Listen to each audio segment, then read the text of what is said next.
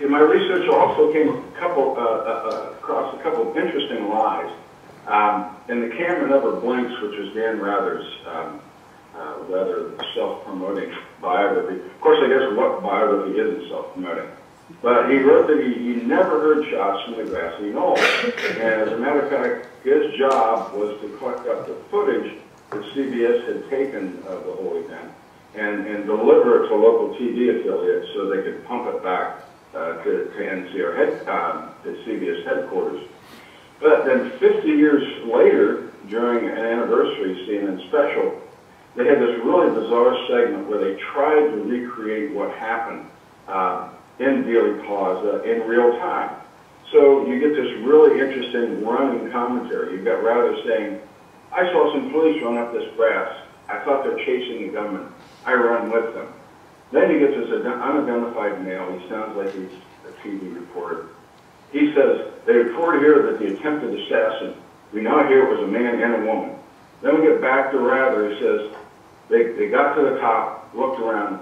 A policeman went over the fence, so I went over the fence too. So, you know, Dan's right there, right on top of the situation. And of course he says, there was nothing there. Well, of course not, Dan. You weren't even in Dealey Plaza. Another interesting lie, and this one's been documented by many people. Bill O'Reilly, of course, was too young to report on the Kennedy assassination.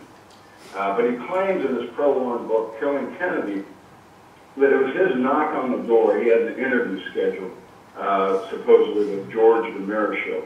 It was his knock on the door that caused him to commit suicide. So O'Reilly knocked, and then here's a gunshot, okay?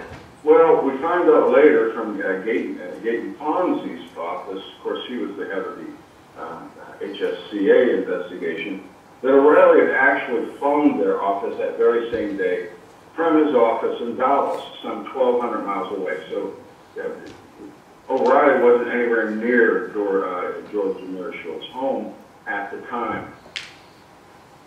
One of the points I make in my book is that the media not only, I think, has been biased in favor of the Warren Report, they've actually been complicit in the cover-up. And I can't take credit for this research. There's a couple of reporters for the Rolling Stone who uncovered these facts. But first of all, we have Time Life purchased exclusive rights to the Zapruder film. They were the first on the scene, offered the guy $150,000, which of course we know nowadays is nothing. But then once they got the film, they withheld it from public view for 12 years while reproducing really only selected frames that eliminated any conflict with the Warren Report. And of course, they never showed us the horrible image of JFK getting the top of his head blown off. Why? Well, because it shows his head jerking backwards, which would indicate that there was actually a shot from the front and not from the rear. Days after the assassination, the Washington Post was pressured to kill an editorial they had lined up ready to run, calling for an independent investigation free of FBI, CIA, and other government influence. Of course, we know that never happened. Very interesting, Life did a major cover story in October 1964 on the Warren Report, written by Gerald Ford, who of course was a former commission member. But what's really interesting, after this magazine hit the stand, it was recalled and then replayed it. And I don't know how many people in your audience know how expensive that is. That would probably cost Time Life hundreds of thousands of dollars. But they basically replayed it because there was evidence in the article that appeared to contradict the Warren Report. I always wondered when we paid for this hundreds of thousands of dollars for that replaying. I suspect it was the CIA. The New York Times published a book about the assassination called The Witnesses, based on testimony for the Warren Report. It very conveniently left out any testimony at all from the 40 witnesses who said they heard shots or saw smoke from behind the grassy knoll.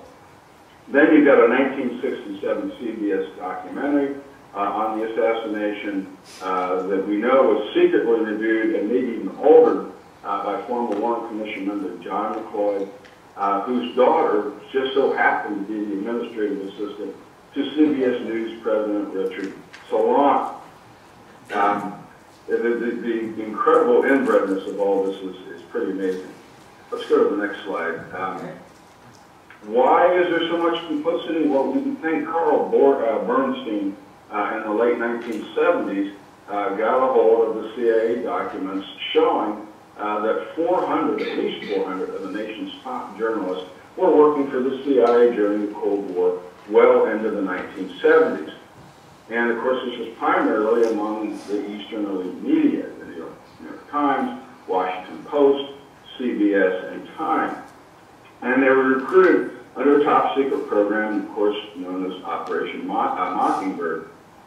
What's a little bit of background that's kind of interesting is Mockingbird was headed by Cord Meyer, CIA agent, whose ex-wife, Mary Meyer, was a favorite mistress of JFK at the time of his assassination. Meyer kept a very detailed diary of her affair with JFK. Some people, Peter Janney, who wrote a book about it, thinks that she was very influential in bringing him around a more peaceful tone toward the Soviet Union. But anyway, Meyer was murdered on a secluded towpath along the Georgetown Canal. I actually went and visited the site to see exactly where it was. It could not be seen from the street. Her murderer was never found, nor her diary. And this is what's really interesting. Her diary was confiscated by CIA counterintelligence chief James Angleton, who, as we will see, played a major role in all this stuff. He broke into her apartment with the help of Ben Bradley, who happened to be Mary's brother-in-law, and at that time was editor of Newsweek. Now, this all comes from Peter Janney, whose excellent book, Mary's Mosaic. He basically had to turn to an alternative publisher to get this published. And of course, it was totally ignored by the mainstream media, but an excellent book, Mary's Mosaic. We also know now from revealed documents that the U.S. reporters actually helped sabotage Jim Garrison's case. I'm going to assume that we all know that Garrison, the New Orleans district attorney, brought Clay Shaw to trial in 1967 on conspiracy charges because he heard numerous reports that Shaw had been seen in the company of Lee Harvey Oswald and, of course, David Ferry, a known CIA gunrunner, in the months leading up to the assassination. Anyway, Life staff member Tom Bethel was assigned to work with Garrison in what Garrison believed would be a friendly story. Bethel, however, handed over Garrison's trial strategy, his list of witnesses, and their expected testimony to Shaw's defense team. Newsweek reporter Hugh Ainsworth, who, by the way, tried several times to apply to the CIA and tried to become an agent. I don't know why he was turned down. But he fed the same inside intelligence to the intelligence unit of the Dallas Police Department. And as we all know, before the trial, nearly all of Garrison's key witnesses fled to other states, including my state of Ohio, where the governors refused to extradite them. So without any key witnesses, and of course we know, we'll talk about David Ferry here in a second, but Shaw was acquitted just in a matter of hours. I mean, Garrison really didn't have anything left to stand on. Let's go to the next slide. Okay. Let's do it. Okay, so follow the money. We all know, if anybody in journalism knows, that this has been a long-time victim in investigative journalism. Follow the money and you can find the cause or explanation for anything that happens. Garrison was the first and only U.S. investigator to look at possible funding sources for the assassination. And of course he targeted Clay Shaw. He was a New Orleans businessman. He also sat on the board of CMC Permindex. I'm sure this is terrible. This is typical American. How does Michelle pronounce his name? Is it Mikel? Yes. Meta? Mikel. Yeah. Okay, am I pronouncing right, Mikel? Well, we think so. We're not Italian, so it's Michele. Okay, well, I'm not either. I'm trying to. Okay. Anyway, you'll get a lot more, maybe I've already gotten a lot more from Mikel about CMC Permadex because he, of course, got a hold of the company. But we all know that it was a shadowy international trade promotion group that has been proven that it financed right-wing terrorism and assassination efforts in Europe. Garrison, of course, knew that Shaw had frequently been seen in company of Oswald and CIA-backed anti-Cuban activists, including David Ferry. Ferry, of course, denied that he knew Oswald, but he had, in fact, had trained him as a pilot in the Civil Air Patrol. And Ferry was famous for doing all these high-risk flights to Cuba because he was running guns to the rebels trying to overthrow Castro.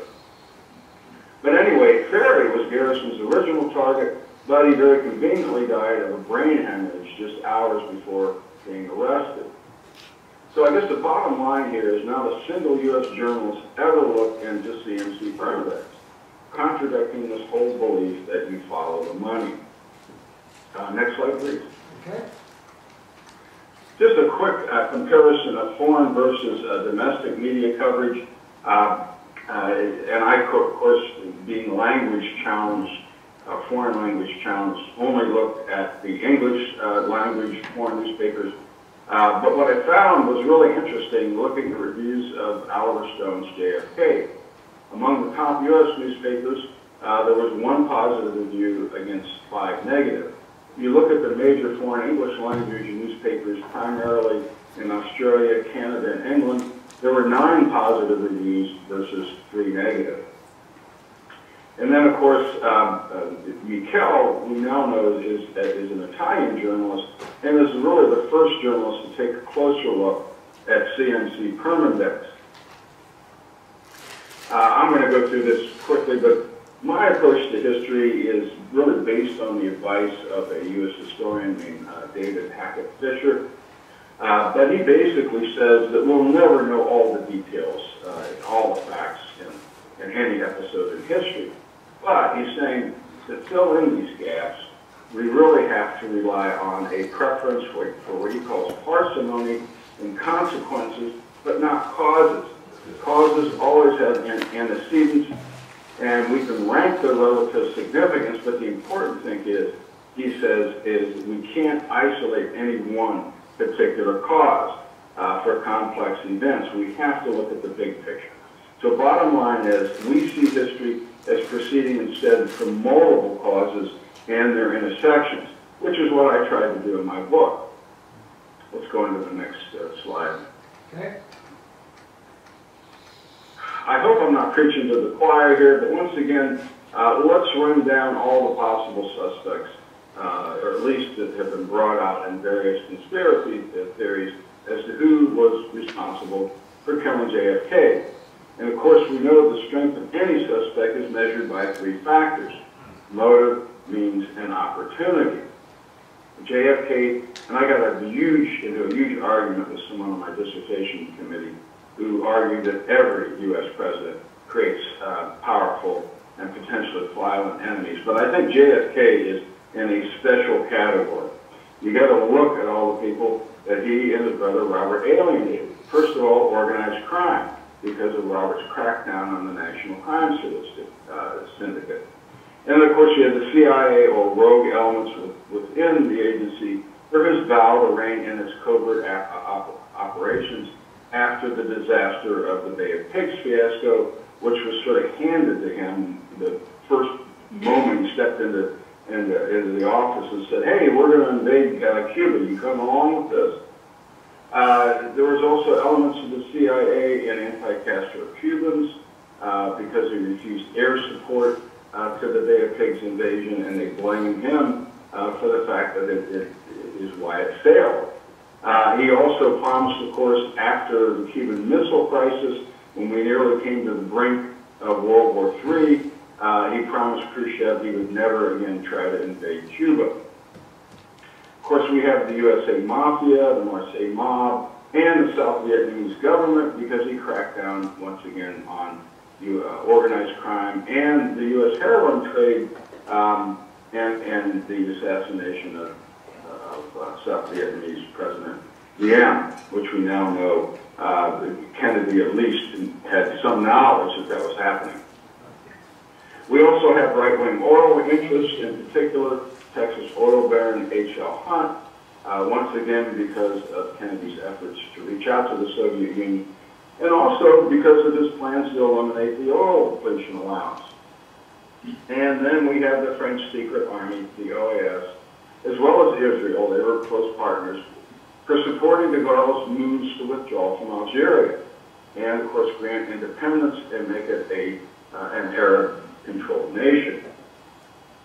One last slide on this, and I know I'm going into a lot of detail. Other JFK conferences I've gone to in this country, they always want to blame the military-industrial complex, which I know may have been a factor. And of course, you know, his whole peace overtures, disarmament, his willingness to disarm, and the whole nuclear proliferation agreements with Khrushchev, and for his intentions to wind down the war in Vietnam. There's a lot of controversy about whether JFK would have actually done that. Personally, I don't think he would have changed the course of the war in Vietnam, but that's just my personal opinion. LBJ has been, of late, a very popular suspect because of his plans, JFK's plans. He obviously was going to replace him as the VP nominee in the 1964 election. They hated each other. And then, of course, Robert is known to have leaked information to Life magazine about LBJ's involvement in the whole Bobby Baker congressional bribery scandal. So there was no love lost there. My personal feeling, though, looking at all the documents and what people who were closest to LBJ saw at the time of the assassination, he was scared to death, and he thought they were coming for him next. Unless, you know, he's an Oscar-winning actor, I don't think LBJ was involved in the plot. Then, of course, you have Israel and the supporters within the CIA and OAS because of JFK's very staunch opposition to Israel's development of nuclear weapons, his insistence on detailed inspections of their nuclear facilities, and he was also making overtures at the time to Egyptian President Nasser, who was, of course, a pan-Arabist and very, very close to the Soviet Union. I'm winding up here, I'm sorry. Now, of course, we know that thanks to Mikel, that the Italian fascists were involved, and because of JFK supporting the Christian Democratic Party's overtures to include socialists and communists in the coalition government there. And then last but not least, bottom line in all this is you have the CIA, right-wing elements in the U.S. and Italy, the French OAS and Israel, all shared a very deep fear of Kennedy's overtures toward the Soviet Union, which of course he made in the wake of the Cuban Missile Crisis. As an academic, I had to have some sort of theory to explain my findings. If you want to go to this next slide, Stuart. Yeah. You know, why is the mainstream media? They're still very wedded to the Warren Report and stubbornly opposed alternative theories. I turned to two of my favorite authors, Human and Chomsky, and of course the pivotal book, Manufacturing Consent, in which they say, bottom line, the media serve and propagandize on behalf of the powerful societal interests that control and finance them. Now, of course, he's saying these are not sledgehammer tactics. There's no overt censorship. But what goes on are these subtle pressures through selecting reporters, promoting them. They're, of course, having the right thinking about news priorities and story selection. And, of course, most important of all, deference to government and institutionalized sources. The Warren Report, of course, was composed of, at that time, you know, probably the most respected public servants in America. How could we dare doubt anything that they wrote or concluded? Another point that they also make, of course, is the powers that be also exert outside pressure through flack. and this is becoming even truer nowadays in terms of social media. But talking about complaints to publishers, letters to the editors, story comments, and posts to social media. Next slide, please. Okay. As a reporter, and as in my end of my career as an investigative reporter, if somebody told me you can't go there, that is an automatic red flag to me that I gotta go there. So one suspect ignored entirely by the media and most alternative theorists in this whole conspiracy is Israel and Mossad. We all know now, and actually thanks to Seymour Hersh's book, that JFK was adamantly opposed to Israel's nuclear development at a time when Israel felt its very existence was threatened by both Nasser and the Soviet Union. We also have learned that LBJ was the first U.S. president to supply offensive arms to Israel. Now, JFK did give them defensive arms, refused to supply them with offensive. We also know that LBJ turned a blind eye to Israel's nuclear development. You can't go there without being labeled anti-Semitic.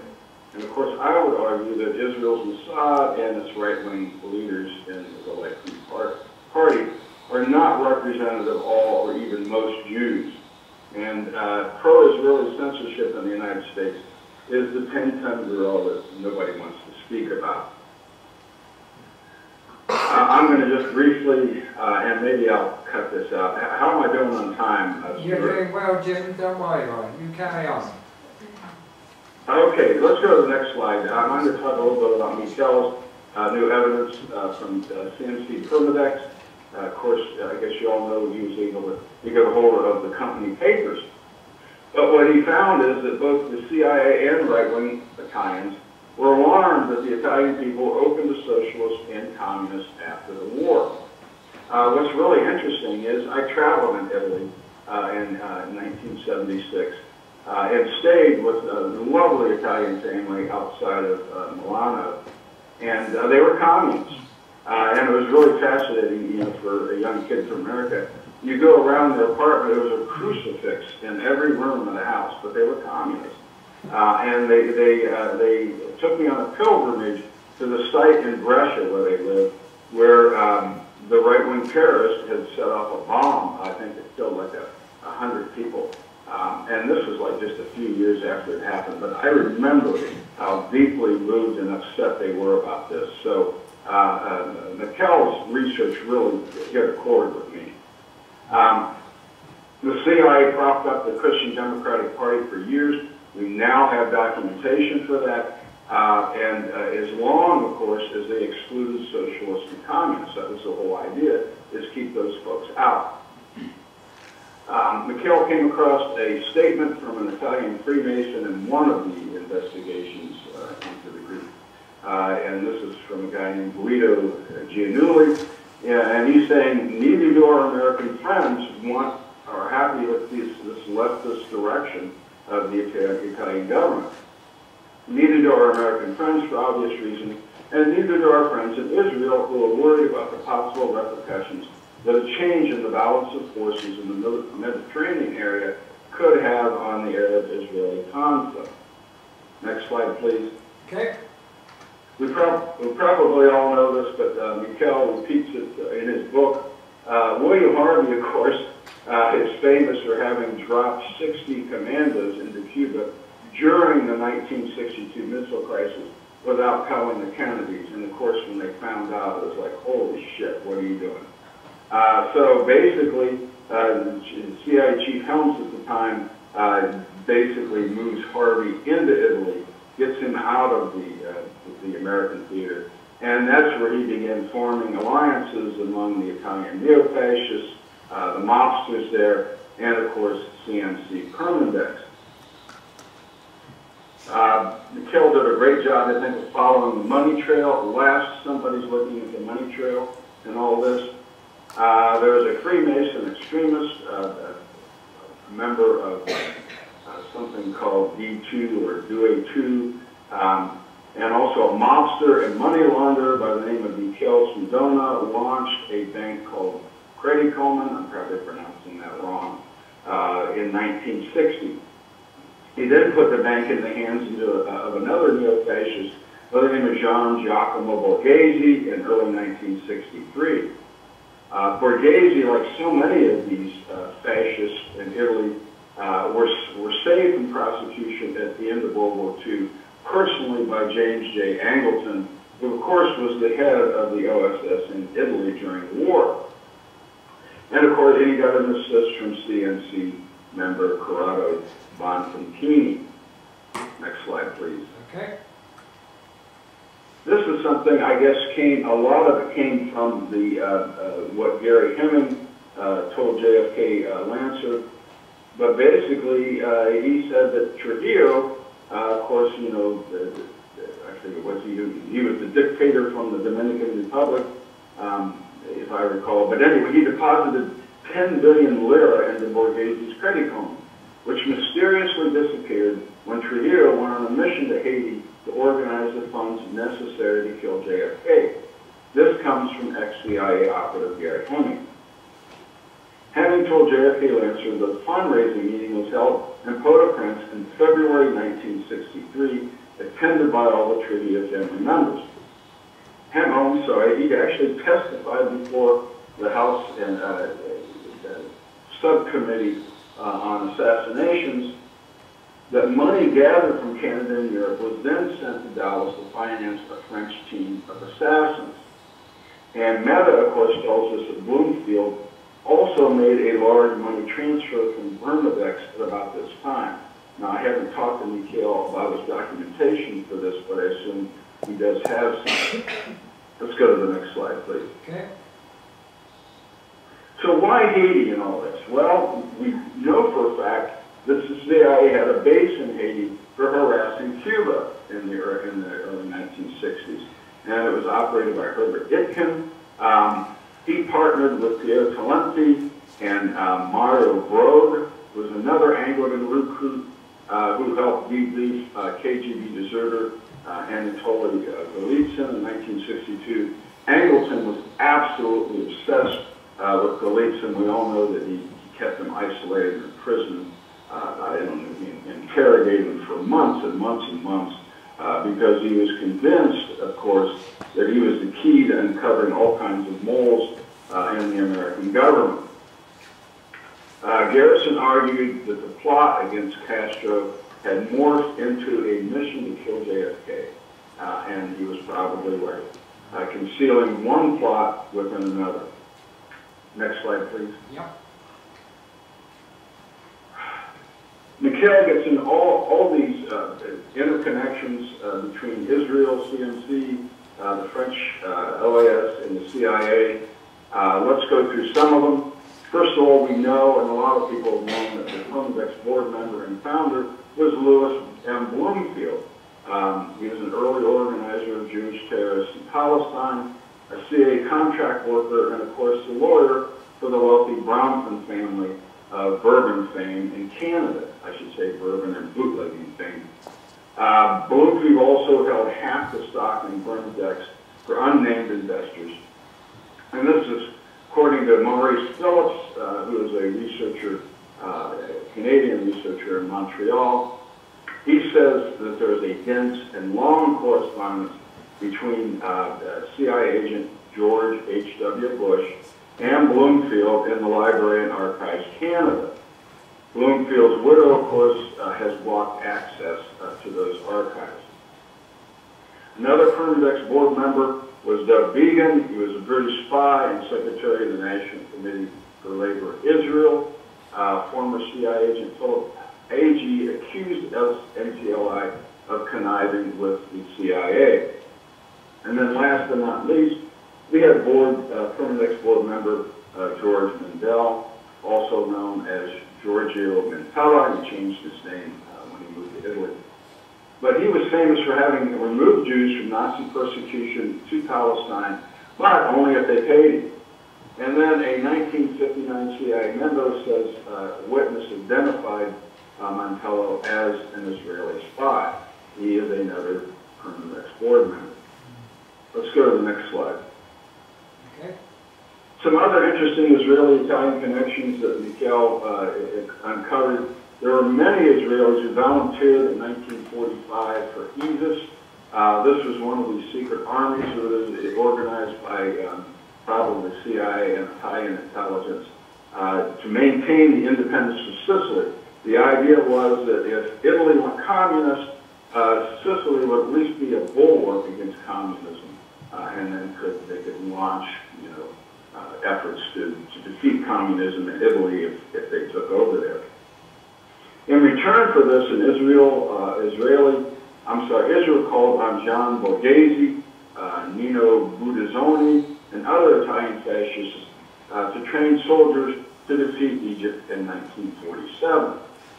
And Borghese and Budazzoni, as Mikhail points out, were both allies of Angleton. Let's move to the next slide, please.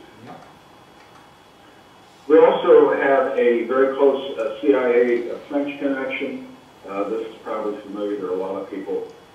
We have Philippe de Bosch-Joly, I can't pronounce French, who was a member of French intelligence, was very close to Angleton, Bissell, Helms, all the folks at the CIA. Jean Suetra, I can't pronounce it. He had many aliases. He was the famed OAS assassin. He helped recruit Bosch-Joly to the CIA. And we know that Suetra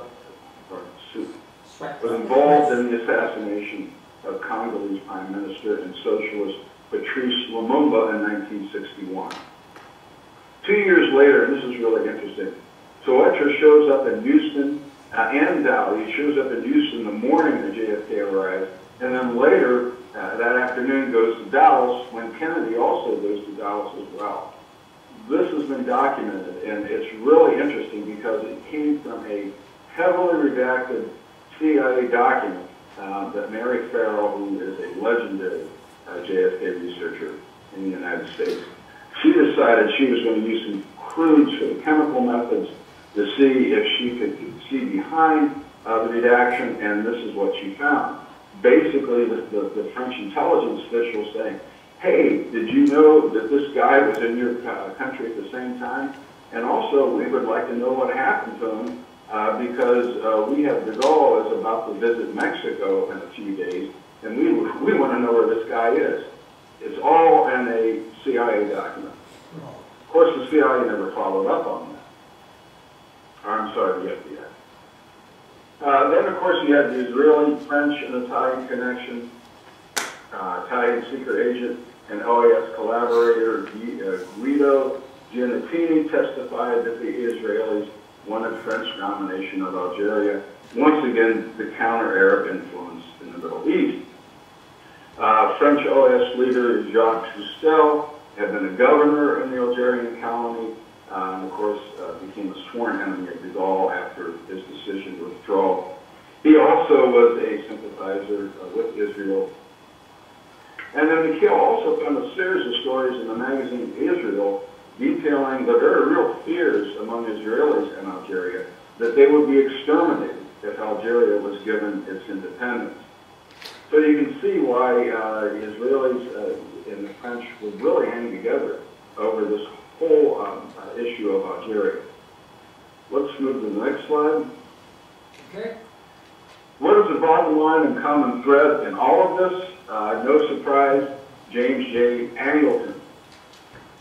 His ties, of course, to Italy and France and all these neo-fascists in Israel go back to the OSS and early intelligence circles during and immediately after World War II. Going forward, of course, he became head of counterintelligence for the CIA.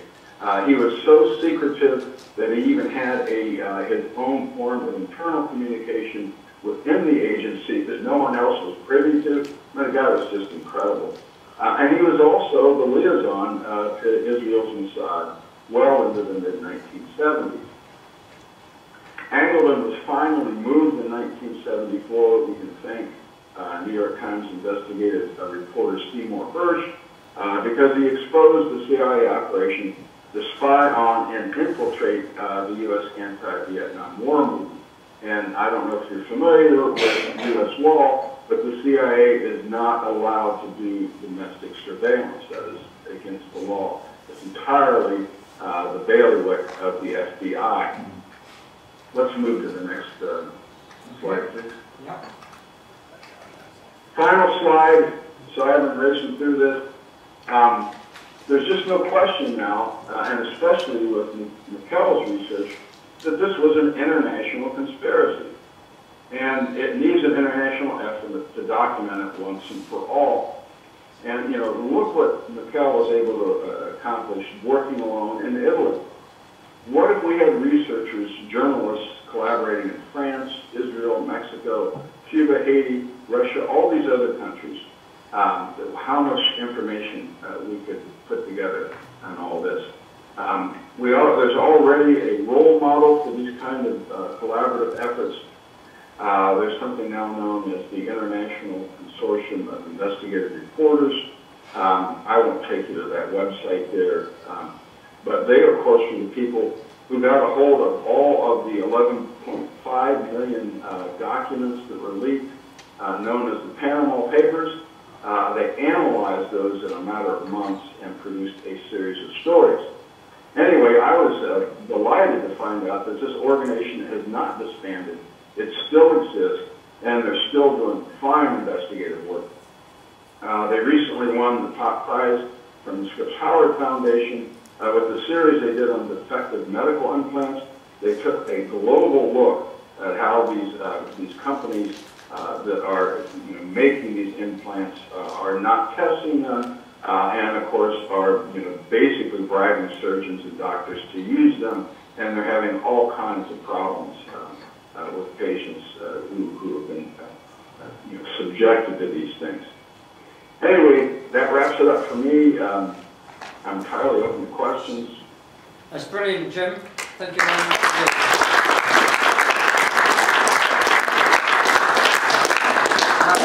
I have a first question. You've obviously done some research into media abroad, not just in the USA.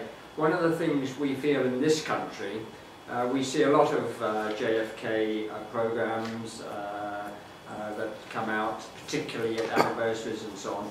And we do feel that the British Broadcasting Company, the BBC, is very much biased towards Warren Committee results rather than the independent channels.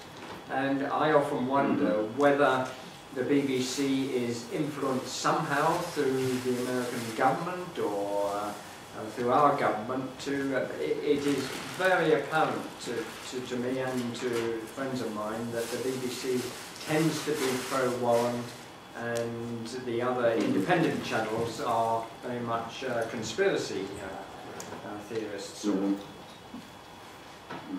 Well, there may be that, but I'm convinced that you really don't need anything that formal or organized. There's something about working to the mainstream media. I mean, I think they're just automatically more deferent to government and government officials. And at least in the United States, if you're among those sort of elite media circles, you are constantly in contact with these people. To quote what was C. Wright Mills, who long ago wrote the book about the power elite in the 1950s, 1960s, these people are all known to each other, they party together, they socialize together, and there's just a natural deference to them. I think this may also extend to the BBC. I mean, they do get government funding, right? I mean, that's and I'm not saying that the government officially or overtly influences their thinking, but that's got to be there.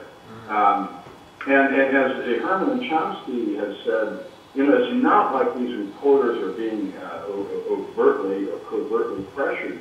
It's just they hire and promote people who have this sort of natural deference to authority. Yeah. And I think that's what you're seeing. Yeah. My Bible, I subscribe to the Guardian. The BBC, hard to look at it, but I really love the work that they're doing at the Guardian. Yes. Yeah. Any other questions, Bill? Yeah, I've got a whole load. So have I. Can you hear that, Jim? From the back. I think you're gonna have to repeat it for me, Stuart. Okay, yeah, Bill, what's your question? Yeah, my first one is, well, it's a comment actually, because I was in the old militant tendency in the Labour Party in the 1970s, in which we were trying to, in effect, take over the Labour Party. But, and I discovered that the press openly tells lies. They were openly telling lies about us, things that they knew were lies when they were repeating. I mean, so anything that is anti-establishment, the press will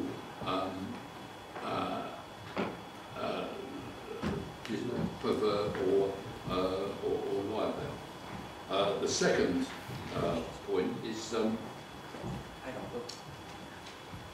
the second point is who owns the media, and in my understanding is that they're owned, that most of the mainstream press and the TV companies are owned by 6 huge media corporations, 6 global media corporations, one of which of course is the Murdoch Corporation.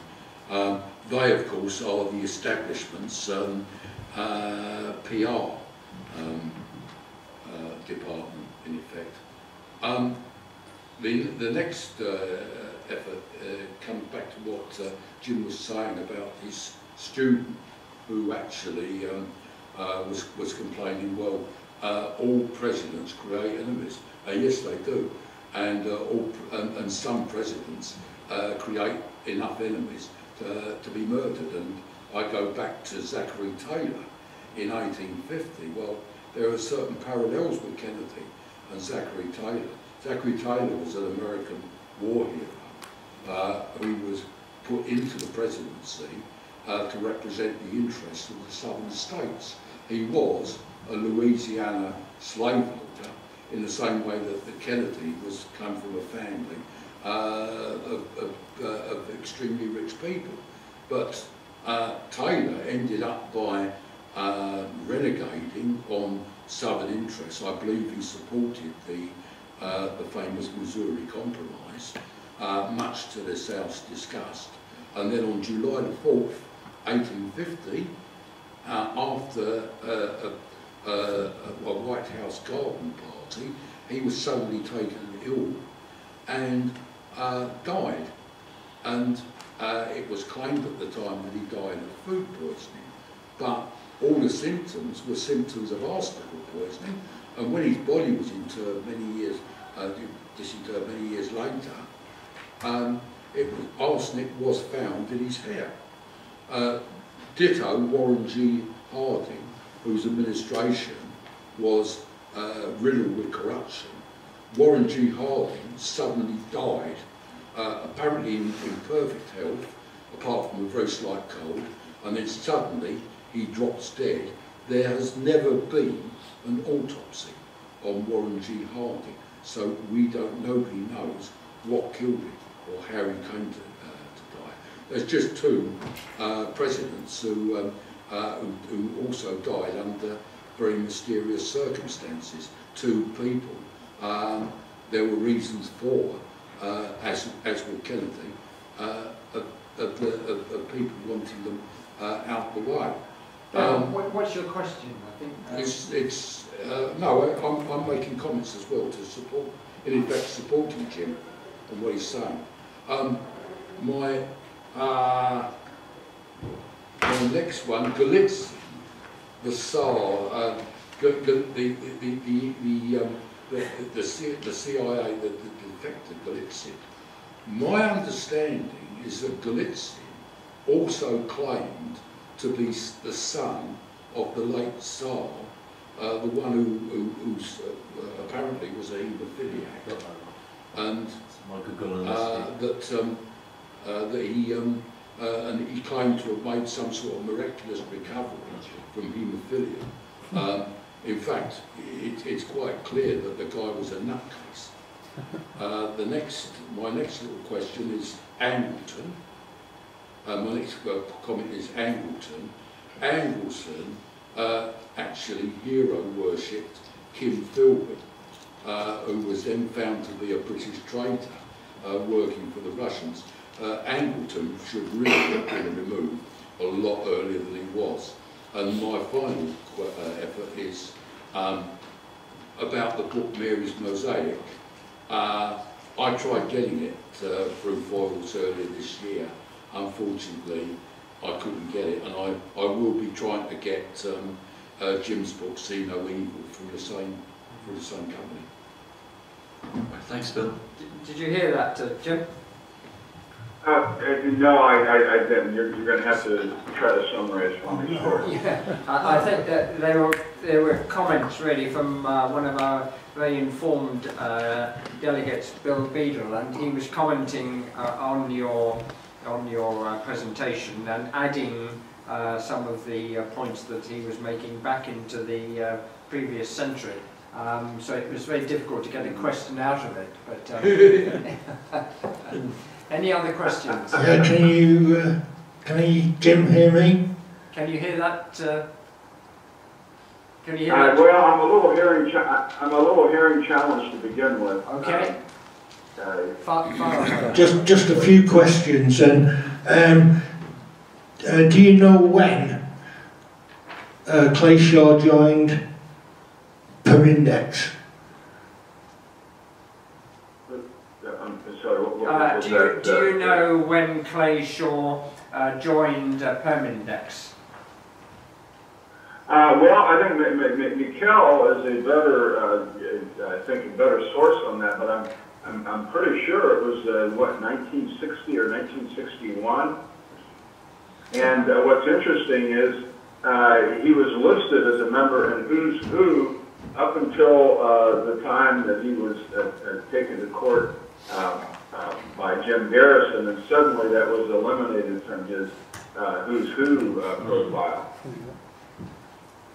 Okay, next question. Are you aware, this goes from another book, not Michele's book, but talks about SDECE officer by the name of Delanium. Yeah. That he was with Angleton on the 22nd of November '63 in Washington. Does Jim have any thoughts on that? I think Jim's finding it difficult to hear, to be honest with you. Right. Yeah. Okay, no problem. Did you say it's someone by the name of Deloria? I'm sorry. Yeah. You'll have to come up, I think. Yeah. You'll ask a question. What? Will you do that? Yeah, I can't pick up on all the questions. That way. We've got one more question coming now, Jim. Yeah. Okay, sure. Yeah, your name, Jim? Yeah, hi. Hi. Last question. It is mentioned very early on in Michele Meta's book about Bloomfield being the founder and being a shareholder of Permindex. Right. What evidence is there of that? Well, I mean, you have to ask Michele, but I think that's been pretty well documented, even prior to his research. I know I've read several sources on it. There had been some stories, even in the mainstream media, about Permindex, mostly, about what a great thing it was in terms of promoting international trade.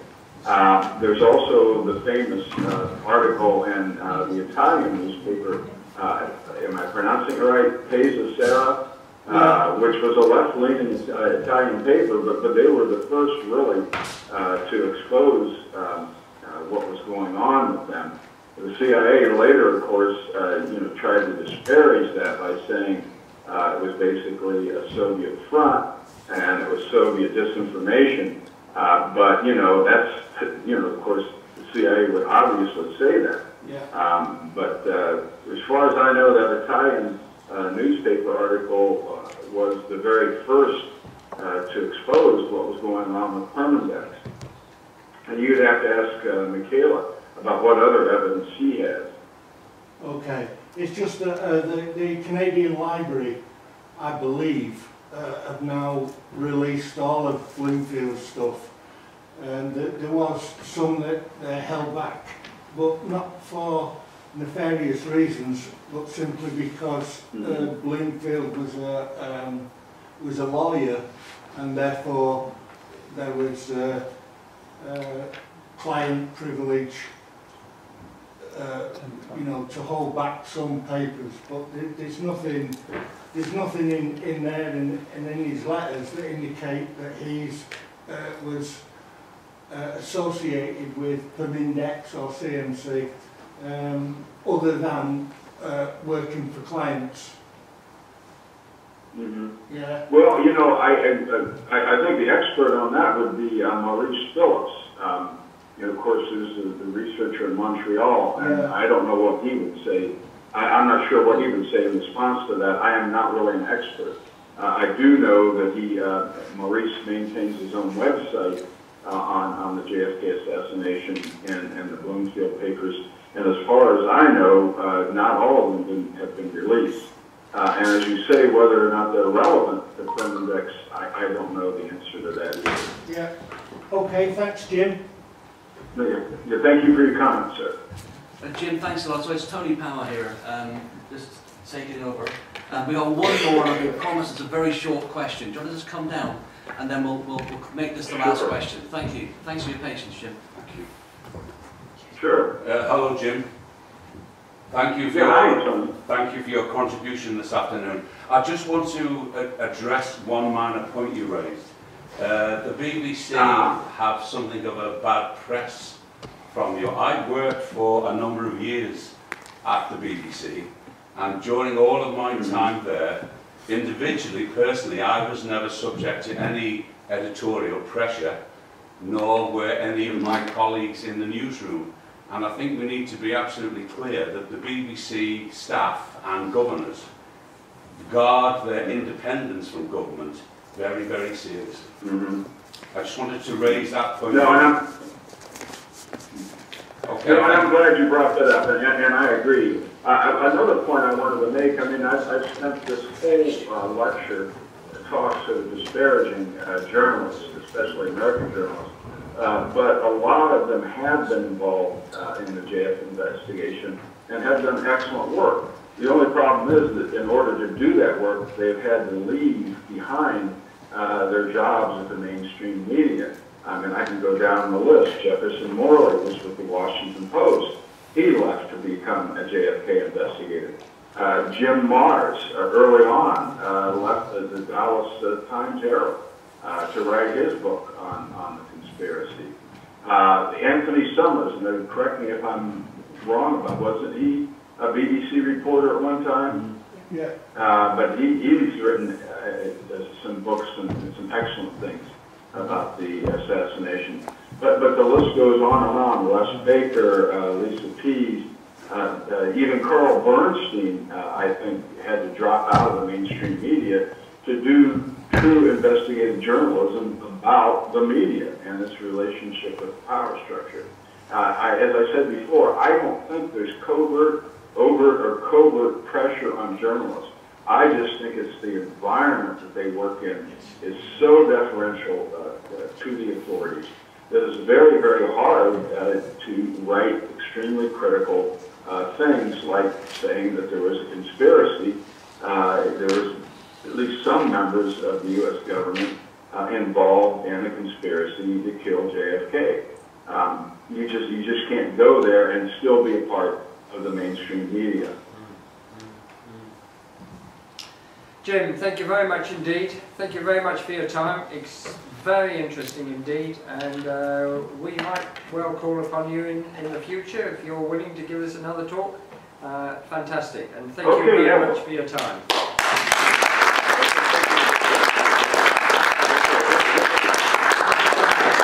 Cheers, Jim. Bye-bye now.